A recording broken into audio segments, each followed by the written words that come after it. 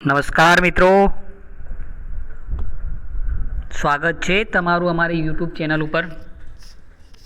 હું છું વડવી પ્રવીણ અને આજે આપણે ધોરણ 11 આર્ટ્સની અંદર ભૂગોળ વિષયમાં પ્રકરણ નંબર 6 ખડકો, ખનિજ અને જમીન એ ચેપ્ટરની અંદર આજે આપણે અભ્યાસ કરવાના છે ખનિજ અને જમીન વિશે. તો એ આપણે શરૂઆત કરીએ છીએ ખનિજથી. આપણે ધોરણ 9ની અંદર ભણતા આવ્યા છે ખનિજ કોને કહી શકાય. 10મા ધોરણની અંદર પણ ખનિજ વિશે આપણે ઘણી બધી માહિતી લીધી છે. તેમ છતાં આજે આપણે ટૂંકમાં માહિતી લઈ લઈએ છીએ. સૌપ્રથમ તો આપણે ખનિજનો અર્થ જોઈ લઈએ. જૈવિક અને અજૈવિક પદાર્થો ગરમી અને દબાણને લીધે પરિવર્તન પામીને ચોક્કસ રાસાયણિક બંધારણ ધારણ કરે છે તેને ખનિજ કહેવામાં આવે છે.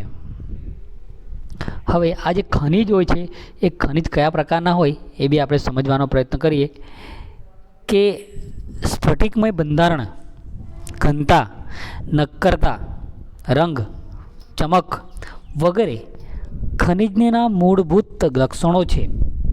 દરેક ખનિજને પોતાની ઘનતા છે. ઘનતા એટલે ખનિજનું ભારેપણું. જે પણ ખનિજ આપણને અહીં આપવામાં આવી છે એની નક્કરતા, કઠણ કે એનું વજન એ બધી બાબતો ખનિજને દર્શાવે છે.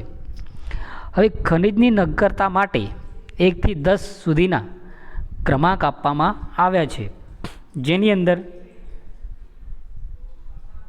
ટાલ્ક ખનિજનો ક્રમાંક 1 છે, જ્યારે હીરો એ 10મા ક્રમાંક પર આવે છે.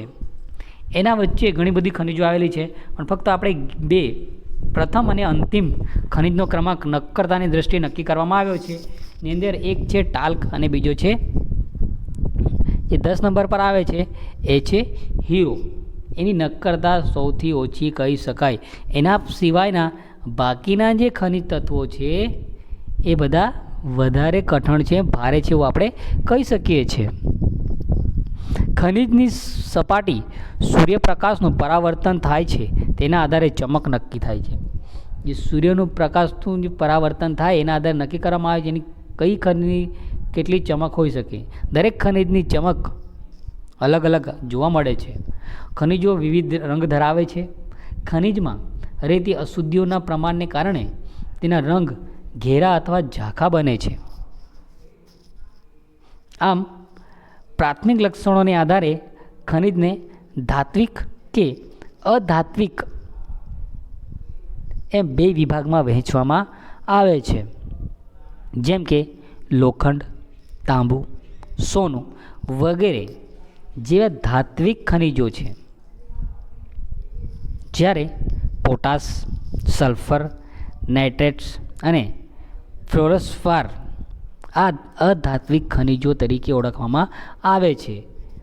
હવે વધારાની વાત કરીએ આપણે, કોલસો અને ખનિજ તેલ એ ઈંધણ તરીકે વપરાય છે, તેથી તેને ઉર્જા ખનિજ એવા વિશિષ્ટ વિભાગમાં વહેંચણી કરવામાં આવતી હોય છે.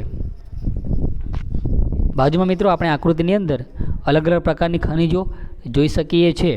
તમે ઘરની અંદર પણ જે સોનું ચાંદી છે જોઈ જશે. એના સિવાયની જે ધાતુઓ છે અહીંયા આપણે જોઈ શકીએ છીએ. આ મિત્રો આપણે ખનિજ અંગેની ટૂંકી સમજૂતી હતી.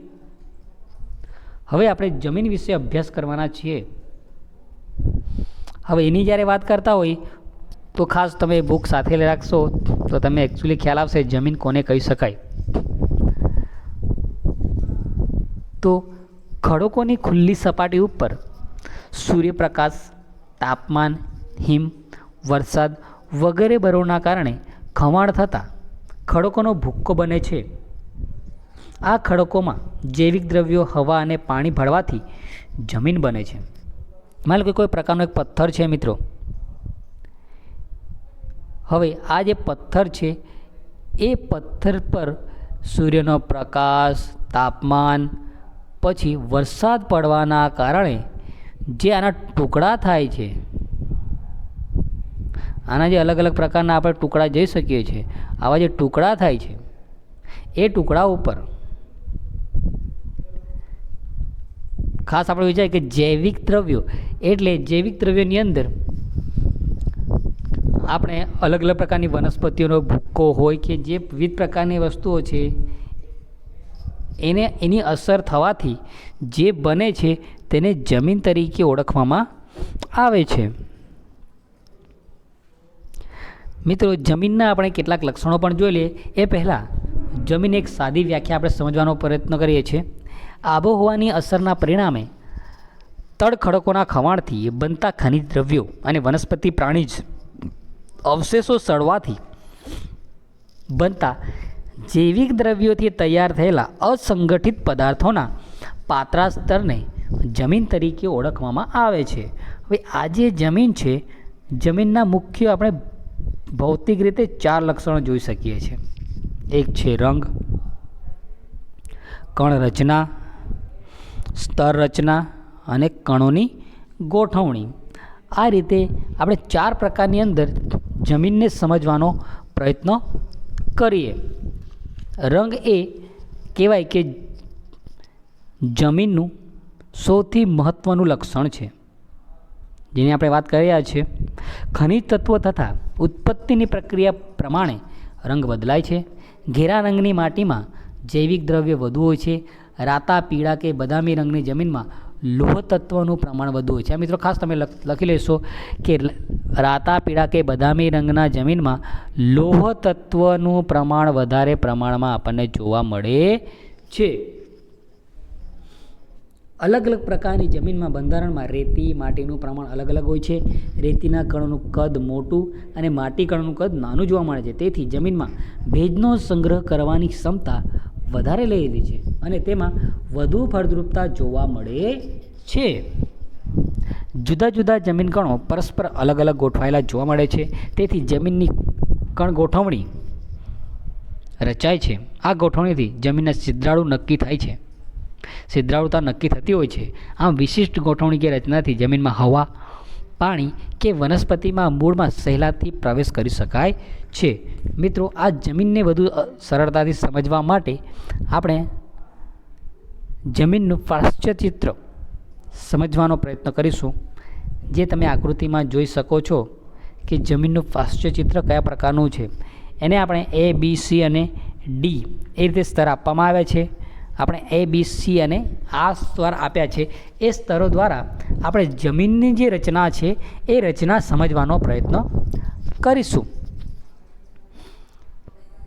જોઈ શકીએ છીએ સૌથી ઉપરના સ્તરની અંદર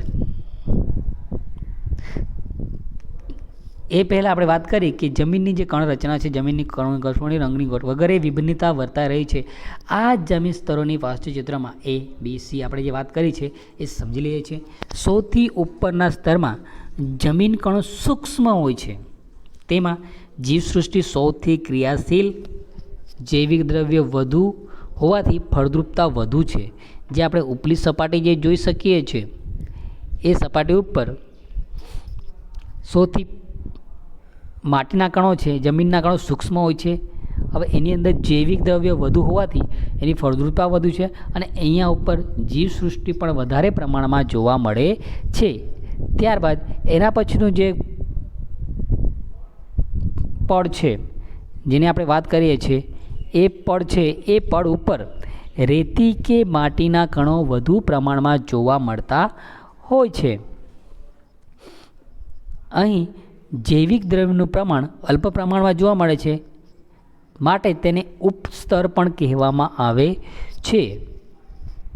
ત્યારબાદ આગળનું જે સ્તર આપ્યું છે એ સ્તરની અંદર કાંકરા, નાના ટુકડા અને મોટા જમીનના કણો હોય છે. સામાન્યપણે આ સ્તર ઓછું ફળદ્રુપ હોય છે. હવે છેલ્લું અને લાસ્ટ સૌથી નીચે ડી સ્તર આવેલું છે. આ સ્તર પર તળ ખડકું બનેલું છે. તેના ખડક એકબીજાથી જોડાયેલા હોય છે. આ જે ખડક છે એકબીજાથી આ બધા જોડાયેલા ખડકો આપણને જોવા મળે છે. માટે સી અને ડી સ્તરનો વાસ્તવિક જમીન નો સમાવેશ થતો નથી. એટલે આ જે બે પડ છે એ ખાસ એને વાસ્તવિક જમીન તરીકે આપણે ઓળખી શકતા નથી. હવે આ જમીનને મિત્રો વધુ સમજવાનો પ્રયત્ન કરીએ છીએ જમીનના પ્રકારો દ્વારા. જમીનના મુખ્ય બે જ પ્રકારો છે મિત્રો, સ્વસ્થાનીય જમીન અને સ્થળાંતરીય જમીન. આપણે શરૂઆત કરીએ છીએ સ્વસ્થાનીય જમીનથી. તળ ખડકોના ખવાણથી જમીન બન્યા પછી એના એ સ્થાન પર ટકી રહે તેવી જમીનને સ્વસ્થાનીય જમીન કહેવામાં આવે છે. દાખલા તરીકે વન પ્રદેશમાં આ પ્રકારની જમીન આપણને જોવા મળે છે. એની અંદર કોઈપણ પ્રકારનું ખવાણ થાય, ધોવાણ થાય, પરંતુ એ જમીન અહીં ટકી રહે છે. બીજી જગ્યાએ આપણને એનો ફેરફાર કે સ્થળાંતર થતી જોવા મળતી નથી. માટે એ સ્વસ્થાનીય જમીન તરીકે ઓળખવામાં આવે છે. એ જ રીતે મિત્રો આપણે બીજા પ્રકારની વાત કરીએ, સ્થળાંતરિત જમીન. નદી, હિમનદી, પવન જેવા ગતિશીલ બળોના કારણે ઉદ્ભવ સ્થાનેથી ખડકબોજ અને કાપ વગેરે સ્થળાંતર થઈ બીજી જગ્યાએ પથરાઈને જે જમીનનું નિર્માણ થાય છે તેને સ્થળાંતરિત જમીન તરીકે પણ ઓળખવામાં આવે છે. આ પ્રકારની જમીન ફળદ્રુપ હોય છે, તેમાં જૈવિક ખનિજ દ્રવ્યોના સૂક્ષ્મ માટીકણો વધુ પ્રમાણમાં જોવા મળતા હોય છે. ખાસ દાખલા તરીકે ગંગા નદીનું મેદાન, એટલે આ પ્રકારના જે મેદાનો બને છે એ એક જગ્યાએથી વહીને બીજી જગ્યાએ આવીને આ રીતે મેદાન તૈયાર કરતા હોય છે. એટલે એને સ્થળાંતરિત જમીન તરીકે આપણે ઓળખીએ છીએ. મિત્રો આજના વિડીયોની અંદર આજે આપણે ખનિજ અને જમીન વિશે અભ્યાસ કર્યો છે. તમને વિડીયો ગમ્યો હોય તો લાઈક કરશો, શેર કરશો. મિત્રો કોઈ પ્રશ્નો હોય તો તમે કમેન્ટ બોક્સમાં લખી શકો છો. મિત્રો થેન્ક યુ, આભાર.